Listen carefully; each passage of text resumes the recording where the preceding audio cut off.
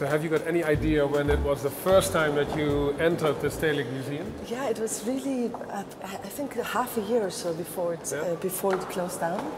And I remember coming up the stairs and being totally impressed by the incredible spaces.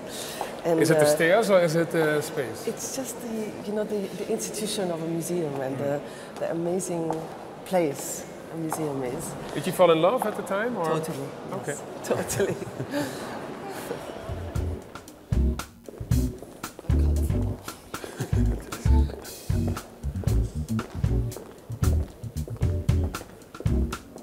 This is a very special piece of Barnett Newman called Cathedra.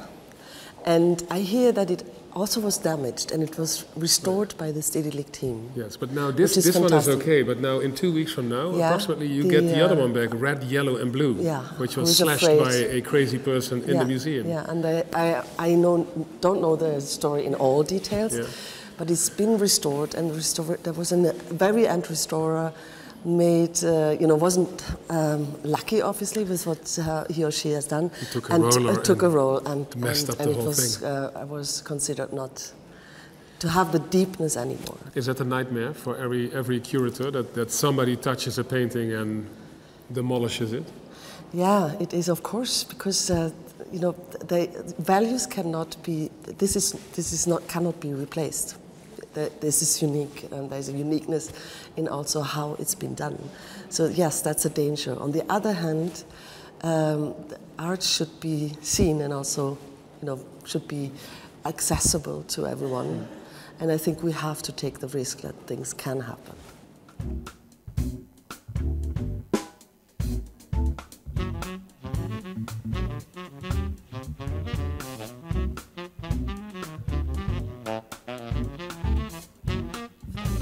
You will be succeeding Anne Goldstein from the US, yes, who didn't have a very fortunate stay here in the museum. Are you going to say anything about her? I think she did an incredible job. But nobody knew who she was. She was closed. She was close to the public, to politicians. Yeah. Nobody knew who she was. But she opened the museum, and I think that was an incredible job. And I'm really, really proud to follow her. But I met you for 30 minutes, maybe 1 hour.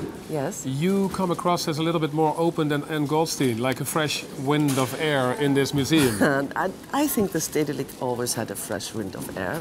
And I'm really, really happy to follow on that tradition. And I really do believe that, as said before, I really do believe that part of our profession is to gap and to be accessible and also be challenged by people with questions. Okay. What should change in the museum? This is the entrance. What should change here?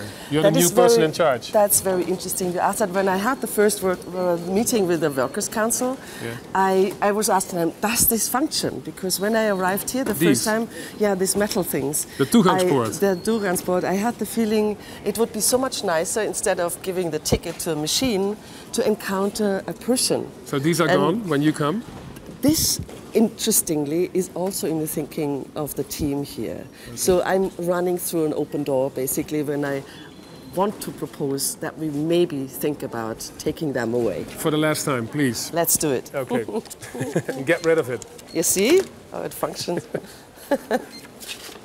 Oh, you have to take it. Yeah, I don't know. It's complicated. A person would have told me now. There you go.